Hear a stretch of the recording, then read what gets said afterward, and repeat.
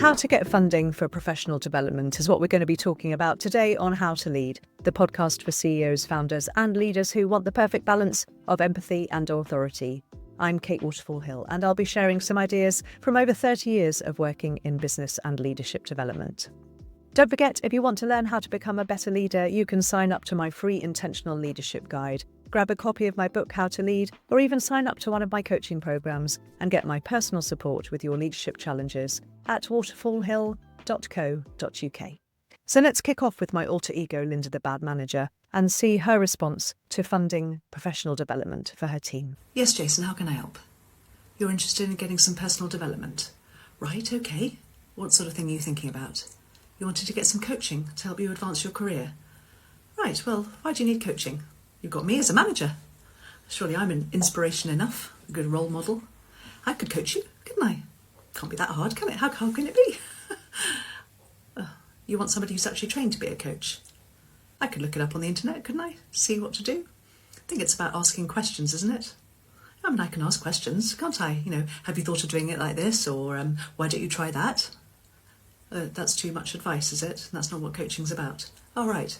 It's actually about asking questions that evoke some sort of awareness in you and help you come to your own solutions, empowering you to find the right answer to unlock what's going on. Well, as I said, why don't I try coaching you and see how that goes? Now, you're determined to get an external coach, are you? Somebody independent that you can talk to in confidence. Well, you can talk to me in confidence, can't you? I won't tell a soul. Lips are sealed. No, you'd rather go outside, right? Okay, well, I don't know if you'll get any funding for it. You might well have to pay for it yourself. It'd be worth it, would it, to get some proper support, some professional coaching, rather than what I might try. Well, rude, but point taken. I'm quite busy. Probably would never get around to it, actually, would I? Yeah, promise that I'd meet you once a month or something and wouldn't ever happen. Okay, well, good luck. Off you pop. So if Linda's approach to professional development looks familiar to you, then you're not alone. Many organisations view leadership coaching and other training as a nice to have rather than an essential investment. And today, I'm going to try and change that narrative. I'm going to be talking about how to develop a business case to get funding, but this would also work in organisations that don't call themselves businesses, so don't be put off by that bit. So here's the reality. Securing funding for coaching and training isn't about pleading for personal development. It's about building a compelling business case that demonstrates clear return on investment. So let's break down exactly how to do this. Firstly, I'm going to come clean and say that executive coaching isn't cheap. Quality leadership coaching typically requires a significant investment, and you'll need to justify every pound, and that's absolutely fair enough. But here's the key. Don't start with the cost. Start with the organisational impact. The business case needs to focus on 3 key areas. First of all, looking at the current context. Start by painting a clear picture of your organisation's current situation and challenges. Perhaps you're experiencing rapid growth that's stretching leadership capabilities. You're having to navigate significant change that requires new leadership approaches. Maybe there are team performance issues that really do need addressing. Or maybe you're facing increased competition that demands sharper strategic thinking.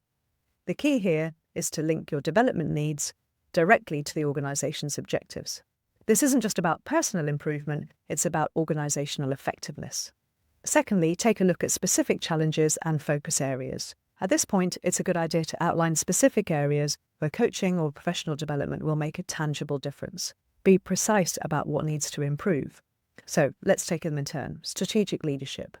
Developing proactive approaches to support growth objectives. Leading with clearer vision and purpose. Moving from tactical to strategic thinking. Next, team performance. Improving things like delegation and in turn productivity. Building stronger accountability, that's often one that's a bugbear of organisations. Creating better communication structures and developing conflict resolution skills. All really important and common challenges that I see coming up time and time again with people I speak to. Then there's the personal leadership impact, so enhancing your own leadership presence, balancing authority with empathy, as I talk about quite a lot. Managing your time more effectively, and delivering feedback that doesn't crush the soul of the other person but actually leads to better outcomes. Which takes me to my next point, which is about the expected outcomes. So we've talked about the overall context, then we've talked about the specific challenges, and now we're talking about the outcomes. Expected outcomes are really crucial. Be specific about what the organisation will gain from this investment. So, measurable improvements in team performance, better staff retention through enhanced engagement, increased productivity through improved delegation, stronger strategic decision-making, and more effective change management. In the 3 elements of context, specific challenges, and expected outcomes, we've identified the overview of why professional development's a good idea. But let's now talk about how to present this case effectively. So you're not asking for a favour here, you're proposing a sound business investment. So here's your framework. Start with the structure. Present a clear timeline. So, my programs typically last 6 months. Outline the session frequency. So with me, it's usually every 3 or 4 weeks.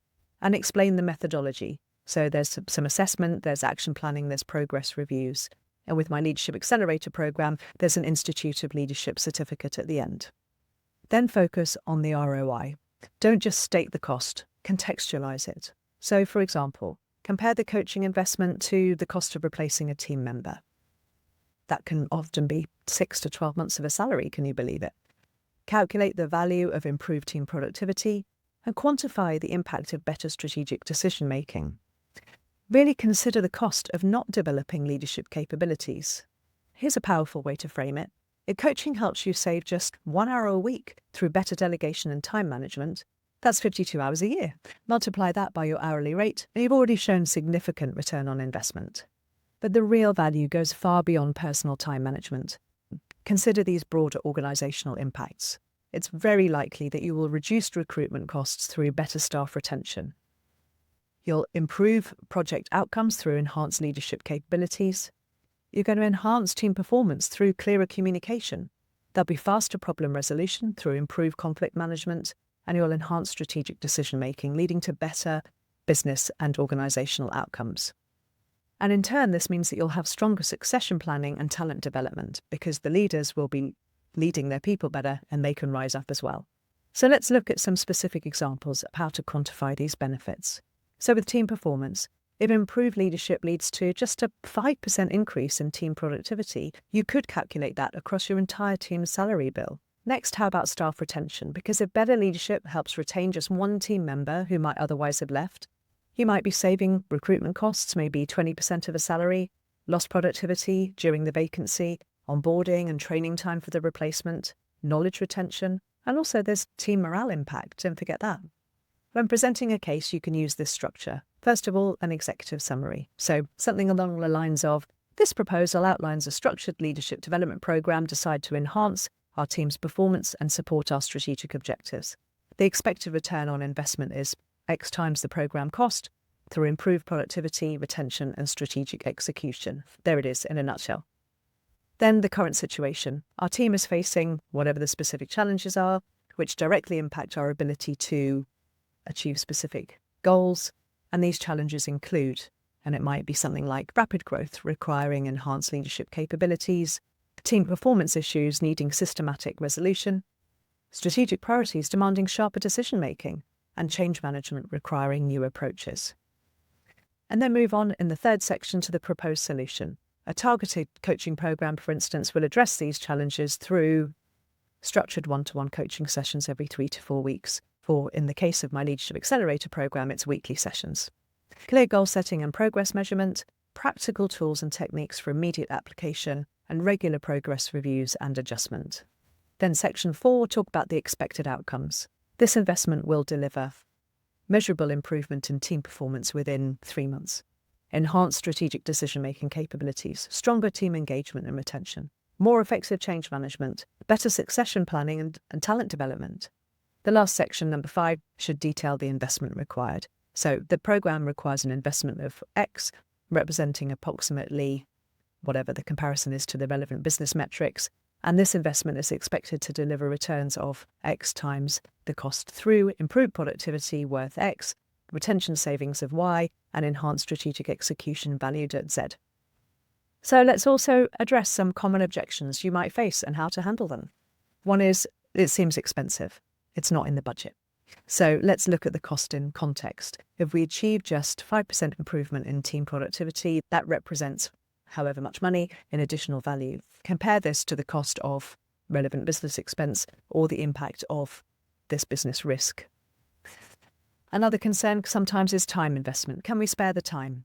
So the response might be, the program is structured to maximize impact while minimizing time away from day-to-day operations. The real question is, can we afford the cost of not developing our leadership capabilities? Another question that comes up sometimes is, how will we know it's working? So the response could be, we'll establish clear metrics at the outset, including team performance indicators, employee engagement scores, project delivery metrics, and strategic objective achievement. We'll review these regularly and adjust as needed. One other obstacle sometimes people get is, couldn't we do this ourselves? Couldn't I coach you myself, or we've got an internal coach? Well, my view is that external coaching brings an objective perspective, proven methodologies, a confidential space for honest reflection, and expertise in leadership development, and accelerated progress through really focused attention. An external coach won't get distracted by internal politics or the projects and tasks at hand. So there's a whistle-stop tour about how you might go about securing funding. Now it's about making the most of your investment. So set clear goals and metrics from the start, schedule your sessions well in advance, protect the coaching time away from other demands, share your learnings with your team where appropriate, document progress and impact, and regularly review and adjust focus areas. So when you're making your case for coaching funding, focus on the organisational impact, not just your personal development. Link the outcomes directly to the organisational objectives. Quantify the return on investment where you can, and present it in a structured professional proposal. Address objections proactively, don't be afraid to meet those head on, and demonstrate your commitment to making the most of the investment. The key to securing funding for professional development isn't just about asking for support, it's about proposing a strategic investment in organisational effectiveness. By presenting a clear business case with quantifiable returns, you're much more likely to get the support you need to develop your leadership capabilities and drive better outcomes. So that's all for this week. If you've enjoyed this episode of How to Lead, do follow for more leadership insights. And remember, if you'd like my personal support, take a look at my website, waterfallhill.co.uk. I'd be delighted if you could leave a review and share with your fellow leaders to help spread the word. It really does help us bring more episodes to you. So team management doesn't have to be frustrating. You too can enjoy being an authoritative yet empathetic leader. It just takes a decision to be more intentional about your interactions with others. Some great tips for how to influence positive change, and of course a good guide. So until next time, listen more, advise less, and lead well.